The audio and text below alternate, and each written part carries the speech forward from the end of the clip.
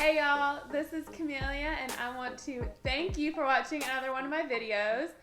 I know I'm not typically in my normal attire, but I was actually just getting ready to go on a walk and inspiration just hit me and I thought, I need to make a video on something that happened to me literally this morning.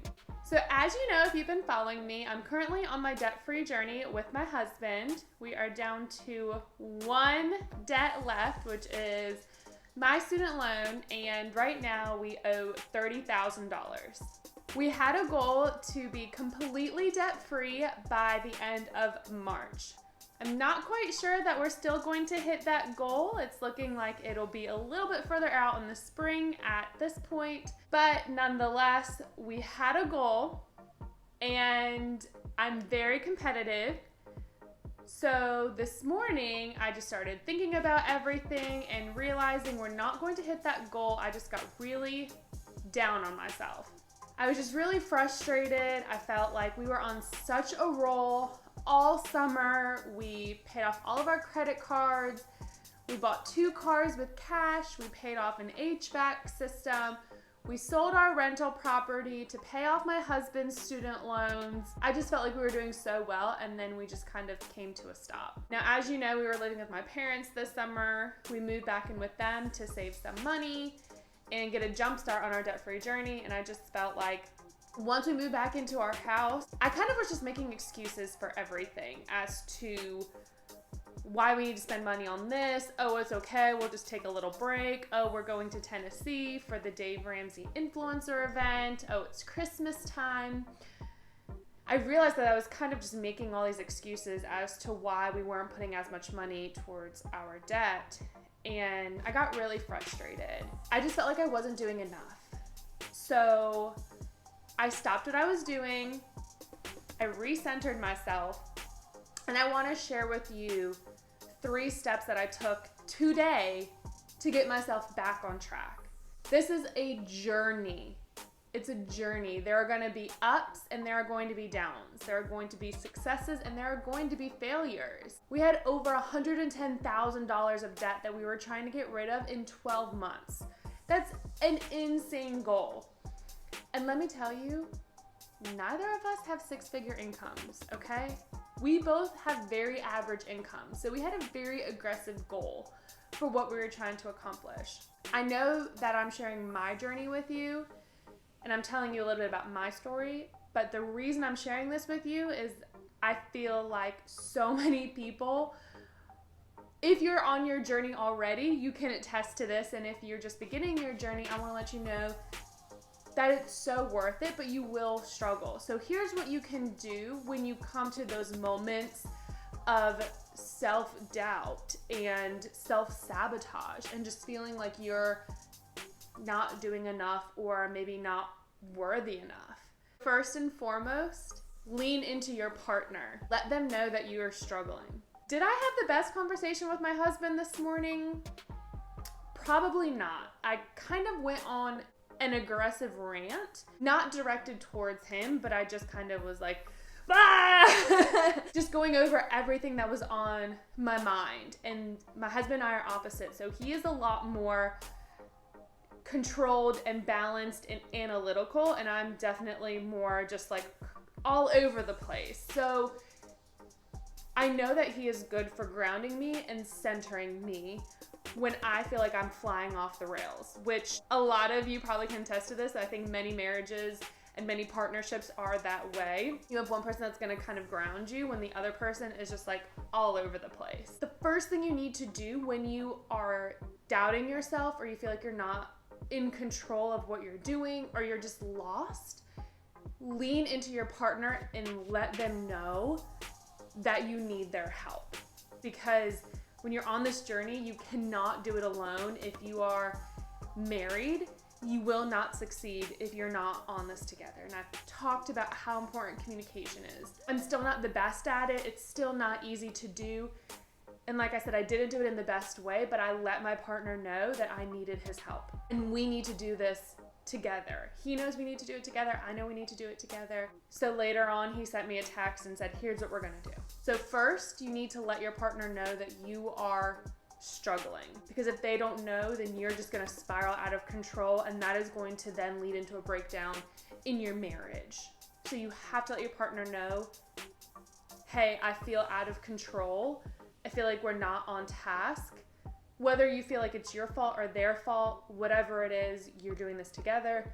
We need to get back on track, okay? So that's the first thing.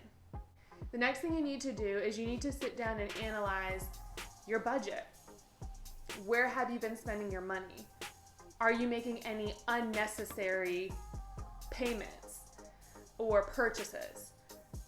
Are you making excuses like I was?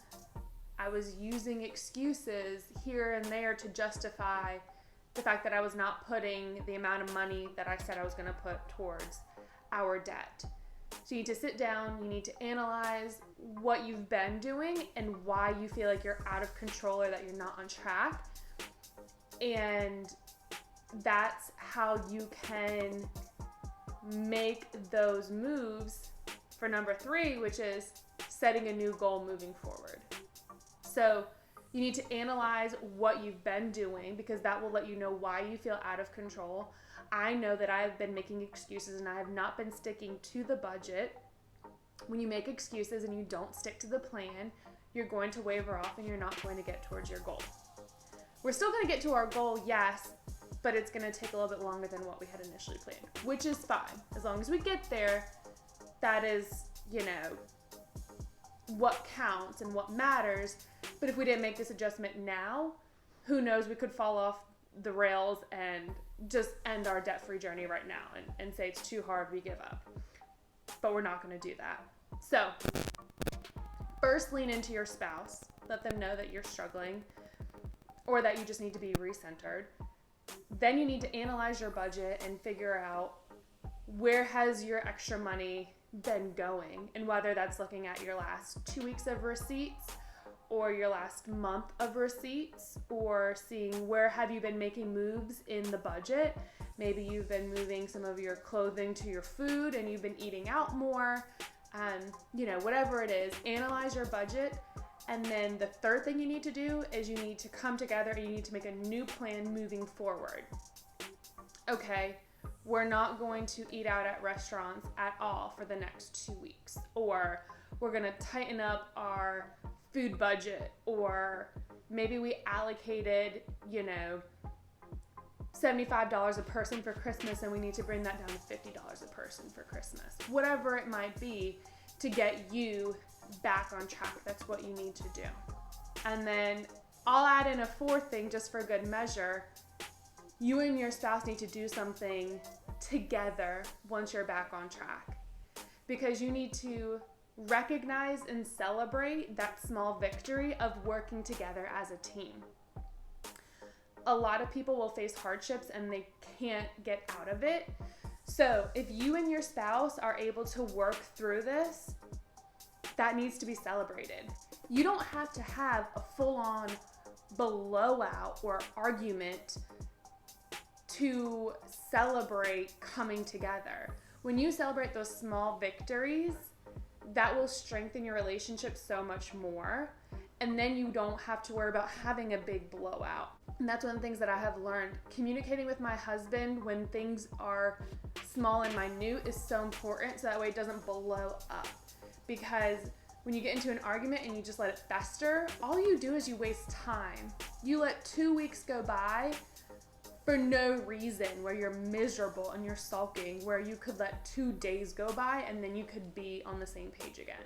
So as I filmed this video, I changed my 3 steps to 4 steps because I'm just impulsive like that.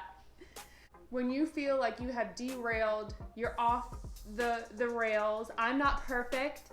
I never claim to be. I just want to be the person to inspire you and hopefully guide you to creating a better future for yourself and your family. I stumble, we all stumble, we're all human.